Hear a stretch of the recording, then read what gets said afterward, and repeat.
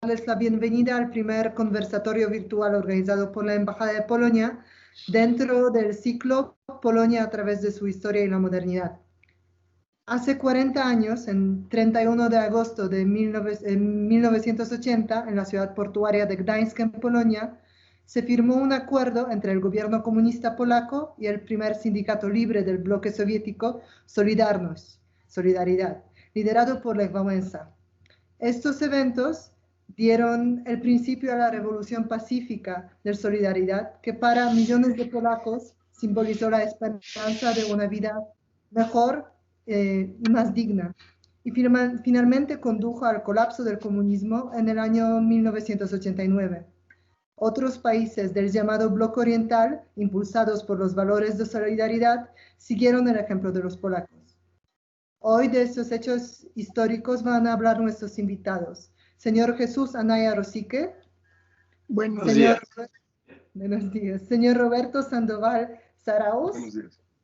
Y el anfitrión, el embajador Maciej Ziętara. Bienvenidos. Gracias. Si me permiten, voy a presentar unas cortas semblanzas suyas. Señor Jesús Anaya Rosique, editor, traductor, ensayista, investigador y docente. En su juventud fue militante de la izquierda revolucionaria. Después, en su vida profesional, trabajó en editoriales de México, Italia y España. Fue director editorial del Grupo Planeta en México. Ha sido pionero de la formación profesional para editores y libreros en México, Chile, Colombia y Guatemala. Fundó en la Universidad de Guadalajara la primera maestría en edición de Latinoamérica. Desde 2009 es profesor investigador en la Academia de Creación Literaria de la Universidad Autónoma de la Ciudad de México y el consultor especializado en temas editoriales y el miembro del Consejo Académico de la Cámara Nacional de la Industria Editorial Mexicana. Gracias por estar con nosotros. Gracias.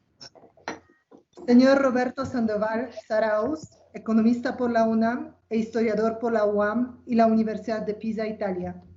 Era sindicalista y militante en el movimiento campesino hace 40 años, cuando se organizó el apoyo de secciones del Sindicato Nacional Minero Metalúrgico al sindicato polaco Solidarność.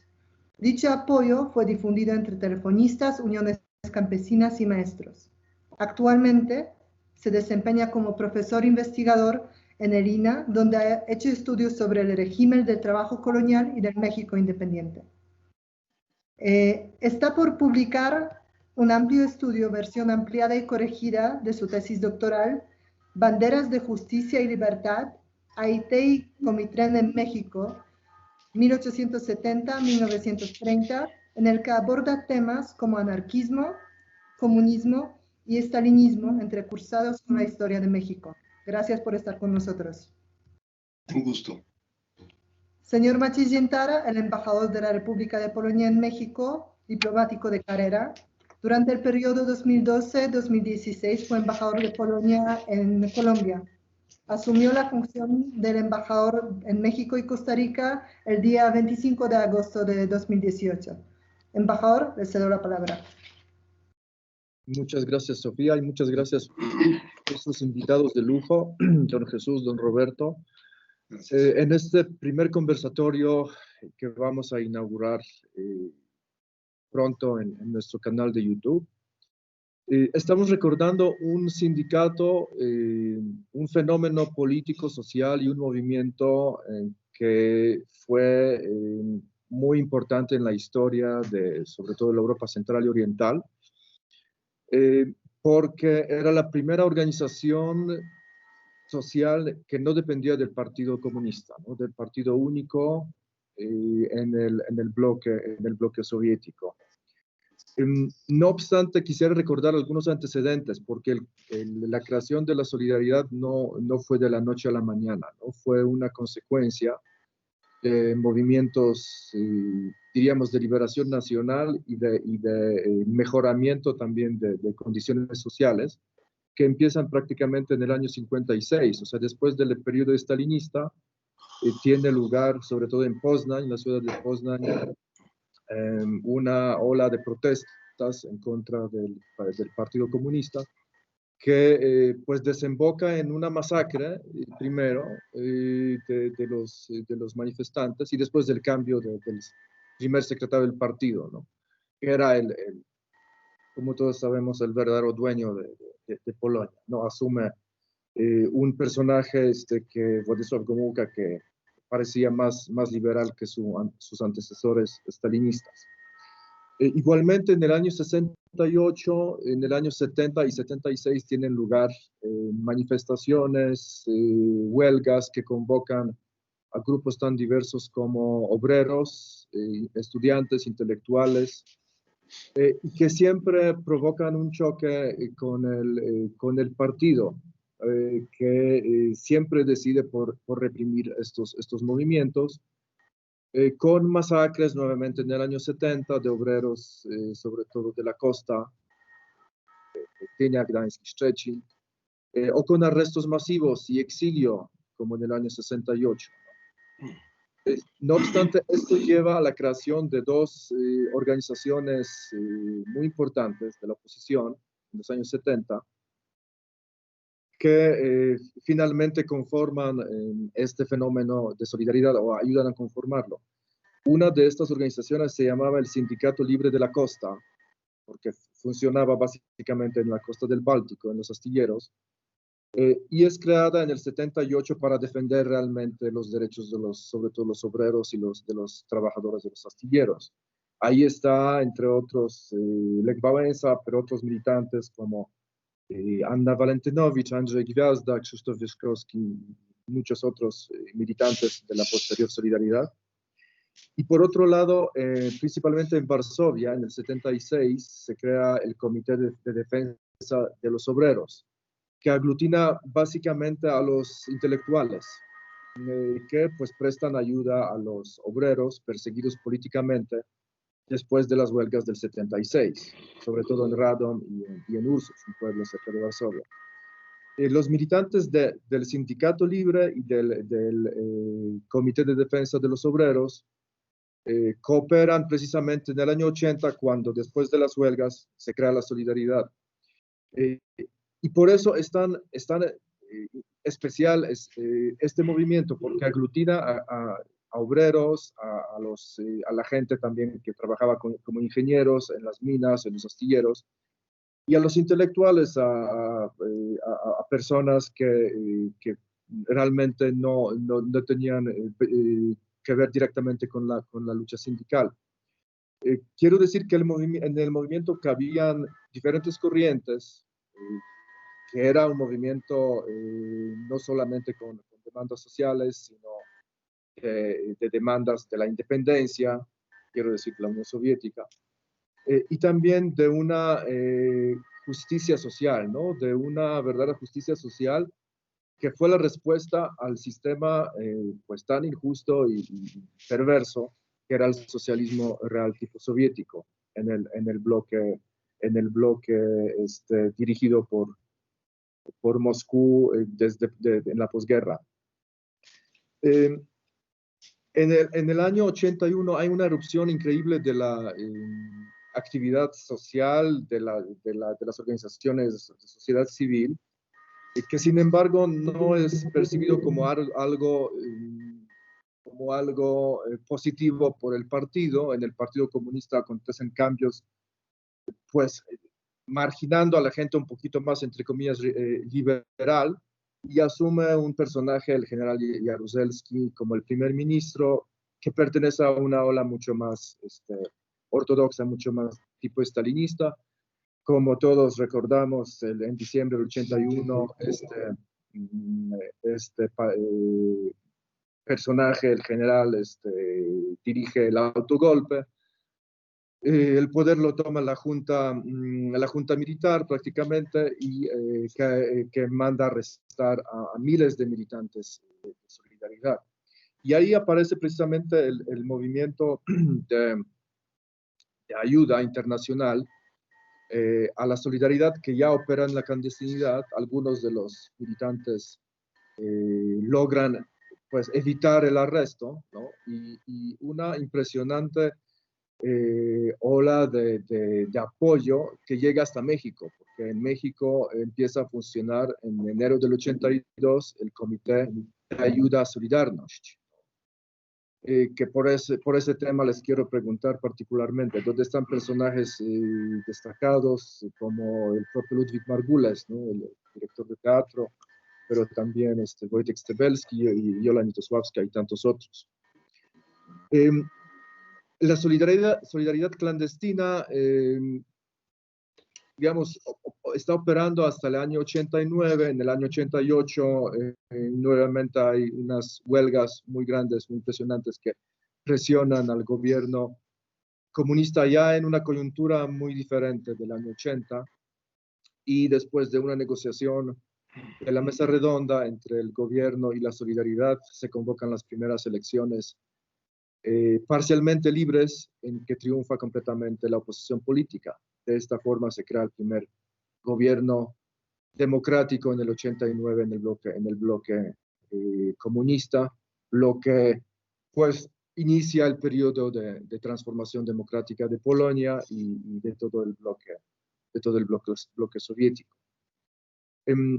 Quisiera preguntarles por su experiencia personal tanto con el fenómeno de solidaridad, qué significó para ustedes en el año 80, 81, y su papel, su experiencia en cuanto al apoyo a este sindicato, porque creo que fue de alguna forma muy importante el movimiento de solidaridad en cuanto a desenmascarar este carácter autoritario o totalitario del socialismo real. Por favor, don Jesús Anaya, le cedo la palabra. Cómo no, muchas gracias. Bueno, yo desde 1976, y por lo tanto en 1980, vivía exiliado en Italia, trabajaba en una editorial de izquierda que se llama Feli, y cuando tuvimos la noticia de lo que pasaba en Danz, pues inmediatamente formamos ahí en Italia comités de apoyo a lo que sería unos meses después el sindicato Solidarność. ¿No? Perdonen si no pronuncio bien el polaco, pero ya se me olvidó lo que había aprendido. Y bueno, entonces con un grupo de amigos, compañeros, que habían fundado una editorial en Roma que se llamaba EO, es decir, Europa Oriental, porque estos compañeros, Sandro Ferri y su esposa Sandra Oso, habían estudiado en Venecia lenguas eslavas y estaban el catálogo original de la editorial se concentraba en todo lo que los disidentes del sistema autoritario instaurado en Europa Oriental se publicaban. El primer asesor que tuvo la editorial en Roma fue Milán Kundera. Y así el catálogo de la editorial salió con muchas obras sobre lo que pasaba en Polonia, en Hungría, en Checoslovaquia, en otros de los países de Europa Oriental. Entonces, cuando sucede la explosión maravillosa que fue el movimiento obrero, que es una cosa increíble, el régimen oficial decía que representaba a la clase obrera y la clase obrera se oponía a este régimen, ¿no? Bueno, pues me tocó una pequeña intervención porque el compañero italiano que estaba en Varsovia, que iba a traer en 1981 los materiales del sindicato, ya en el aeropuerto se los quitó, en el aeropuerto de Varsovia, entonces yo me ofrecí a ir a Varsovia a recoger esos materiales, porque pensábamos abrir una revista sobre estos temas. Pues fui a Praga, fui a Varsovia, acompañado de una mexicana amiga que era rubia y parecía polaca. Cuando fuimos en Milán al consulado de Polonia, le hablaron en polaco a ella, ¿no? Y no tenía nada que ver, era rubia porque era de origen español.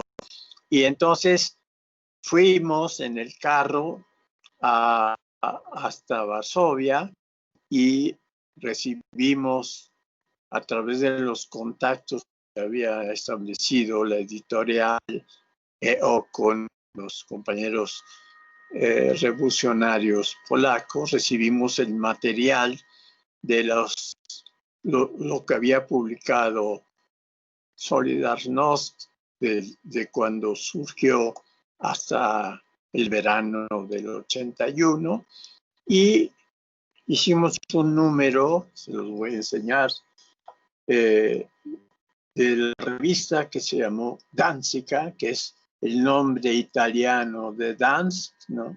Y es un material, es un dossier sobre lo que había pasado. Alcanzamos a publicar, este salió al poquito después del golpe, del autogolpe, como dices, Maciek, de Jaruzelski, salió en enero del 82 y alcanzamos a hacer en mayo de ese mismo año el número 2. Yo regresé a México, donde esa es otra historia, había sido amnistiado.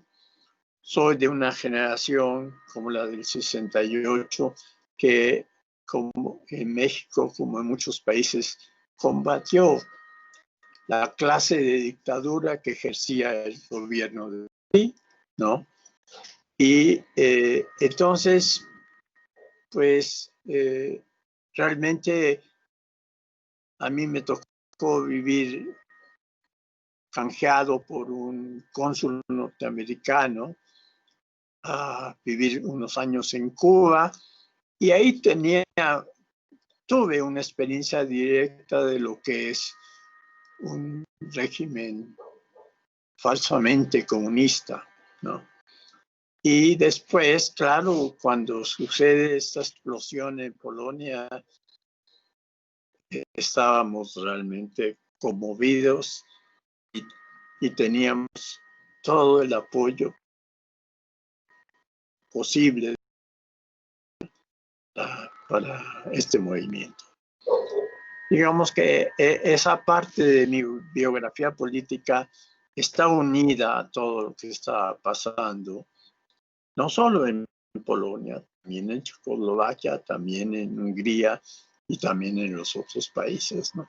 Y por desgracia, muy parcialmente, a partir de la caída del muro de Berlín, en la Unión Soviética. Lo más avanzado fue evidentemente ese movimiento en Polonia, porque agrupó pues grandes sectores de la sociedad civil. No sé si hay luego algunas preguntas o algunos temas que quieren, pero por mi parte yo podría concluir esta parte con esto. Muchas gracias, Jesús. Qué interesante tu experiencia desde la izquierda mexicana, ¿no? Desde una izquierda no alineada con pues el partido comunista de que entonces, de la URSS, ¿no? Muchas gracias, Jesús, por tu muchas gracias por la invitación. Y pienso que es un testimonio valiosísimo porque viene de una izquierda, del militante de una izquierda independiente, ¿no? Mexicana. Así es. Como también lo fue el apoyo que la solidaridad recibió de muchos militantes de izquierda de occidental, ¿no? Españoles, franceses, alemanes. Roberto Sandoval, por favor, te ruego que tomes la palabra. Bueno, hace 40 años soy parte de una generación también que se planteó cambiar el mundo, y el mundo que teníamos entonces era justamente ese mundo del PRI. Y la gente que quiso vincularse, como nosotros lo hicimos también, a través de una organización que se denominaba Política Popular, y que tenía raíces en una posición maoísta, y que se planteaba la necesidad de romper con la ortodoxia de la izquierda entonces, haciendo que nos vinculáramos, que nos integráramos directamente en sindicatos o en colonias populares o en organizaciones campesinas, y que fue una yo diría, de los 3 caminos que tuvo la izquierda después de 68. La idea que nosotros teníamos era un proceso de integración a las organizaciones sociales, de tal manera que no fuéramos los militantes organizados en un aparato partidario, un aparato de secta, sino que tratáramos de romper esa mecánica, haciendo que el proceso de integración nos permitiera impulsar un proceso de liberación social. Los acontecimientos de Solidarnosc en 80-81, cuando precisamente los acontecimientos de los astilleros de Danzig, y después hasta el final, en el momento de la represión que Jaruzelski emprendió contra el movimiento, lo que hizo fue revelar que lo que en algunos sindicatos en los que trabajábamos y que se buscaba la independencia sindical, se llamaba entonces independencia y democracia sindical, eran las 2 grandes banderas de la época en los sindicatos, pero también en las organizaciones campesinas, la necesidad de crear formas independientes y autónomas para hacerlo. En un periódico que nosotros sacábamos, financiado entonces por sectores ya para entonces metalúrgicos, corridos del año 78-79, que aún estaban organizados para pelear su reingreso, en este caso a las fundidoras en Monclova, sección 147-288, en un periódico que se denominó entonces Unidad Proletaria, en varios números que no tengo desgraciadamente a la mano porque estoy en un lugar donde no tengo esos ejemplares, hicimos una sistematización que pretendía comprender qué era lo que estaba pasando, por qué en un régimen socialista o en un régimen comunista que decía buscar la igualdad, que decía buscar la libertad, se agredía y se enfrentaba a la población y se enfrentaba a los sindicatos. Esta identidad de independencia y democracia sindical fue la base de por qué hacer una solidaridad. Se impulsó entonces dar apoyo material y difundir. Yo agradezco a Wojtek Stebelski y a Yolanta la posibilidad de haber establecido una relación que nos permitió informarnos, que nos permitió conocer más cercanamente y estrechamente en qué consistía el movimiento de solidaridad. El periódico que difundíamos entre sindicatos metalúrgicos, en Teléfonos de México y en algunas organizaciones campesinas, como por ejemplo la Unión de Uniones de Chiapas, entonces, buscaba crear una identificación solidaria, pero que al mismo tiempo nos permitiera aprender por qué era necesario insistir en 2 cuestiones fundamentales. La primera era que el sujeto de la transformación social tiene que ser el pueblo, o tendría que ser los sujetos sociales, sindicatos, organizaciones sociales, y no los partidos. Y lo segundo, que dicho proceso no se redujera a un sector de la población como hasta entonces una izquierda ortodoxa planteaba que fueran solamente los obreros o solamente los campesinos, sino que se abriera a un sector mucho más amplio de toda la población y de toda la sociedad. Como dijo bien Jesús, fue impresionante para nosotros ver esas movilizaciones obreras que inmediatamente detonaron un proceso social crítico que algunos de nosotros habíamos venido siguiendo, particularmente desde la Carta 77 en Checoslovaquia y el proceso de la Revolución de Primavera, y que de alguna manera regresaba a plantear la necesidad de una necesidad crítica en contra del sistema soviético en particular. Y conste que, habiendo sido con las posiciones de entonces, yo aún pensaría que fue muy importante introducir el tema, y quiero decir que, sin embargo, enfrentamos problemas complejos. Yo recuerdo una reunión en la casa de Ludwig Margules con gente de otros sindicatos y gente de otras organizaciones. Después de la reunión quedamos solamente los mexicanos y fue verdaderamente conflictivo porque en algunos lugares enfrentamos la acusación de que apoyar a Solidarnosc era apoyar a una derecha que quería destruir el comunismo y destruir el socialismo de la época. Esto nos llevaba, sin embargo, a una discusión, y fueron discusiones en algunos casos muy virulentas, en las que la acusación de apoyar a Solidarnosc como anticomunismo planteaba el problema entonces de qué era o en qué consistía la identidad social o ideológica en México, porque si, por ejemplo, la gente que venía del trotskismo o que venía de las posiciones comunistas ortodoxas apoyaban al régimen soviético, entonces los que luchábamos por apoyar, por ejemplo, a Solidarnosc, manifestábamos una posición que podía entenderse como una posición de derecha.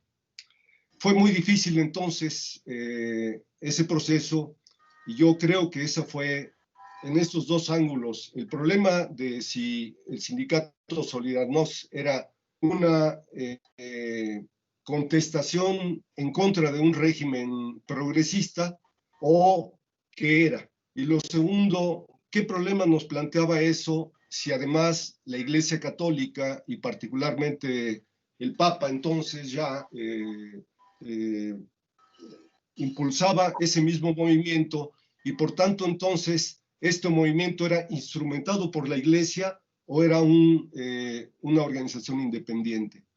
Estas dos posiciones, después de 3 o 4 números en el periódico, dio origen a múltiples discusiones pequeñas que sin embargo nos llevaron a mantener la posición, y yo agradezco pues al Comité Mexicano de Solidaridad que, conociendo el fenómeno, nos permitió difundir y apoyar en lo que se pudo entonces al Sindicato de Solidaridad.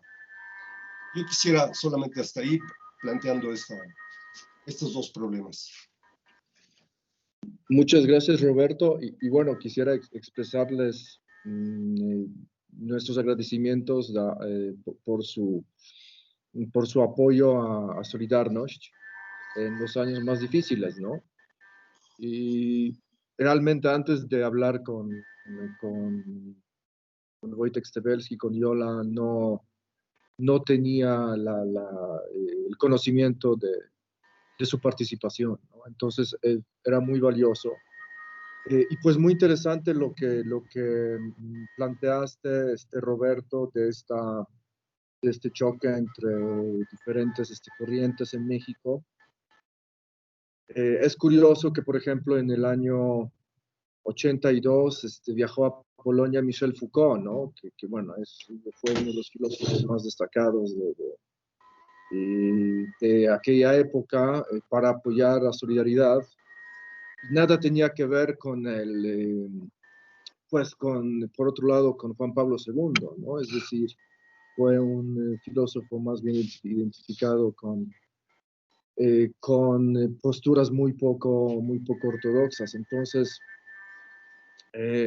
estas eran las paradojas. Y por otro lado, me acuerdo de una conversación que tuve con un académico mexicano que fue becado en Polonia en el 79 y 80, que me dijo que lo único que le faltaba, que era un paraíso, la Polonia del año 79, y que lo único que faltaba era un poco de lujo, ¿no? Entonces, había una especie de ceguera de mucha gente que llegaba a Polonia de diferentes países hacia una realidad pues, que era profundamente represiva hacia ni siquiera opositores políticos, ¿no? Sino personas que pensaban de diferente manera, ¿no? O que querían ampliar un poquito los espacios de libertad. Quisiera también agregar que bueno, entre las personas, sobre todo los intelectuales que apoyaron Solidaridad, que conformaron la Solidaridad, se encontraban muchos de los llamados revisionistas, ¿no? Como se llamaba el Partido Comunista, de los que planteaban una revisión del socialismo de estilo soviético. De hecho, el Partido Socialista Polaco, que tuvo una tradición larguísima desde el siglo XIX, fue aplastado por el Partido Comunista en el año 49. ¿No? Sus militantes fueron o encarcelados o simplemente asesinados. Entonces, la gente que era de verdad de izquierdas no cabía en el Partido Comunista de la Polonia Popular. Y la gente que realmente dominaba el partido en los años 70 y 80 eran pues simplemente unos pragmáticos que querían tener el poder gracias al apoyo de la URSS. Quisiera plantearles otra inquietud. Pues la Solidaridad en su inicio tuvo postulados sociales que ya prácticamente no son vigentes porque forman parte de la ley laboral de cualquier país democrático. Sin embargo, hay elementos en este movimiento, sobre todo la idea de la no violencia en el quehacer político, en el rechazo a la violencia. La Solidaridad nunca pensó en utilizar métodos violentos en contra de las autoridades comunistas. Y otros elementos de una transformación social hacia una mayor armonía social, ¿no? Que podríamos aprovechar en nuestra reflexión hoy día sobre el sistema en que vivimos todos, ¿no? Que finalmente se nos escapa un poco de las manos, ¿no? Donde la brecha entre las élites y los demás miembros de la sociedad se agranda cada vez más. Así que quisiera preguntarles por su opinión, ¿qué podríamos aprovechar de esta herencia, de este mensaje de la solidaridad? Le pediría ahorita a Roberto que tome la palabra, por favor. Bueno, debo confesar que más allá de la experiencia, lo que me ha impresionado de este movimiento de solidaridad es la generación de teorías y de ideas que diversos intelectuales polacos nos permiten ilustrar esto que yo planteaba como problemas hace 40 años. Pues la lectura, por ejemplo, de Adam Michnik, particularmente, aunque debo confesar que gracias a otras personas he revisado lo de, en fin, en particular Adam Michnik plantea algunos problemas que me parece que sí resuelven el tema. Él dice que debe entenderse que cuando se combatía en Polonia al Partido Comunista, no solamente al Partido Comunista Polaco, no solamente se luchaba como nosotros por la independencia sindical o por la democracia sindical, sino que también se luchaba por la soberanía nacional. Y este concepto, respecto al problema del imperialismo soviético en particular, pues nos plantea una necesidad de comprensión de por qué entender el papel, en particular de la Iglesia Católica en la historia polaca, vinculado al problema de la identidad nacional. De modo que diferenciar en la paja, agujas y paja, es fundamental para entender tanto el problema de la Iglesia como el problema propiamente de la organización social y del tipo de sociedad que se quiere. Yo diría que yo recuperaría de la experiencia polaca precisamente la necesidad de que los objetivos de la transformación social tienen que garantizar a la larga la libertad. Luchamos siempre, la gente que nos identificamos de izquierda, por la justicia, pero es fundamental garantizar la libertad. Y la lucha de solidaridad fue una lucha de la libertad individual, social y también nacional. Esta idea me parece, de la necesidad de una democracia constitucional, la necesidad de que no sea el partido único o el pensamiento único lo que domine a una sociedad, sino que el proceso de transformación pueda garantizar la existencia de minorías. Y por eso considero fundamental la necesidad de entender por qué la democracia constitucional, por qué la necesidad del mercado y por qué el Estado de Derecho son componentes necesarios que en un todo tienen que garantizar el proceso de transformación social. Eso me parecería lo vital. Y para las organizaciones sociales, sindicales y obreras, pues la necesidad de ver que la perspectiva solamente corporativa no basta, que es necesario ampliarse, y ahí yo recuperaría este papel que tenía el COR, en particular con Solidaridad. La mayoría de nosotros que veníamos de universidades y del espacio intelectual, nos teníamos que asumir respecto a las organizaciones sociales en esta diferenciación que hubo tan interesante que se dio entre el COR y Solidarnosc, pero también planteando problemas críticos como el problema del papel del líder, ¿no?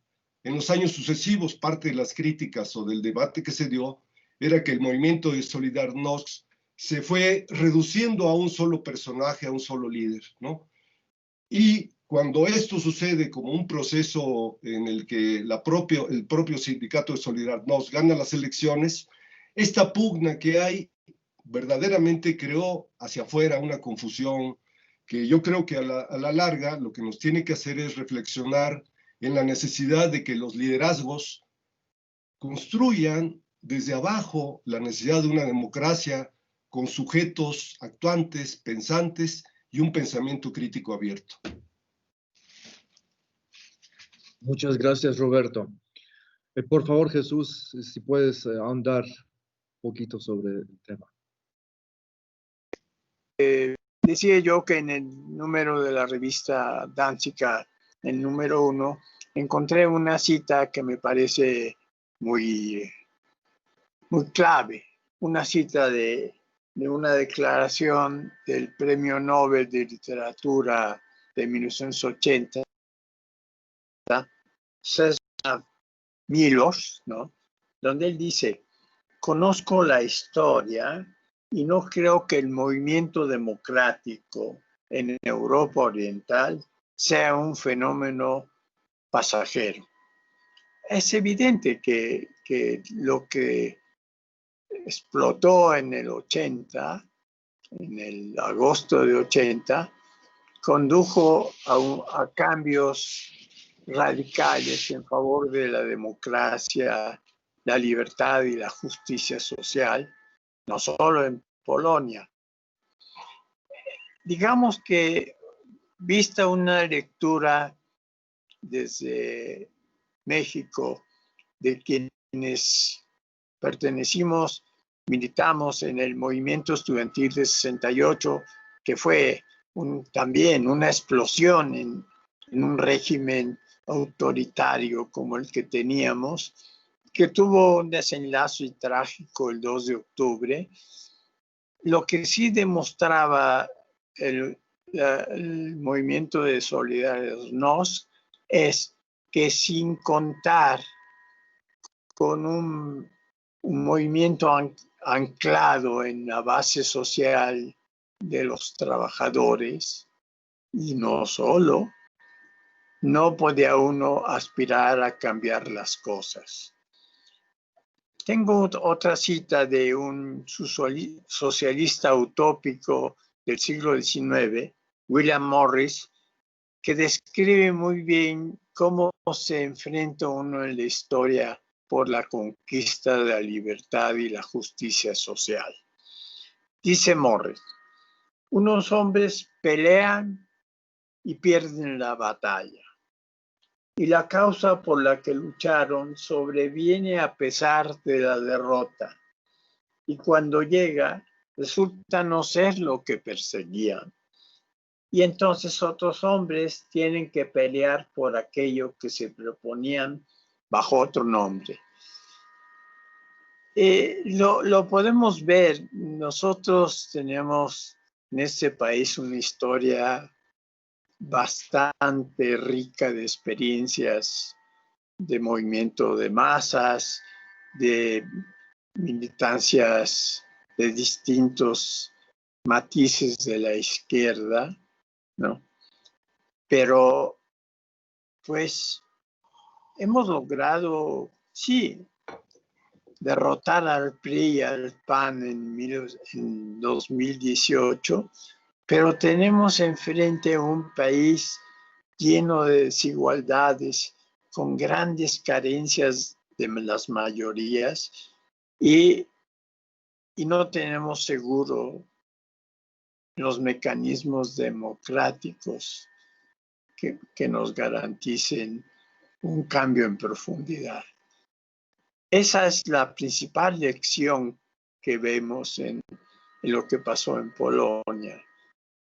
La necesidad de, en un momento determinado de la historia, representar los intereses de las mayorías trabajadoras. Bueno, me parece que si hay algunas otras formas, Roberto ha explicado muy bien una historia de su militancia en aquellos años, muy distinta a la mía, porque yo fui más que nada un libertario, un independiente, un francotirador, digamos.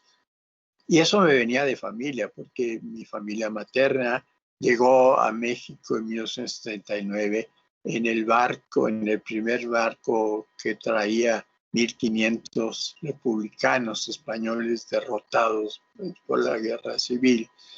Y por la parte paterna, bueno, mis antepasados participaron en distintos momentos de la historia de México, como por ejemplo el general Anaya, defensor del convento de Churubusco contra la intervención norteamericana, y otras experiencias posteriores. Así que, por otro lado, lo que me vacunó contra la idea muy frecuente en las filas de toda clase de historia, de izquierdas en México, era el tiempo que tuve que estar confinado en Cuba entre 1973 y 1975. No hay nada como la experiencia directa de vivir en la base social, de conocer los problemas para derrumbar esos esquemas puramente ideológicos. Cuba era la esperanza para todos los revolucionarios latinoamericanos, resultó ser una gran decepción. Pero la lucha no se ha acabado. Todavía hay mucho que hacer.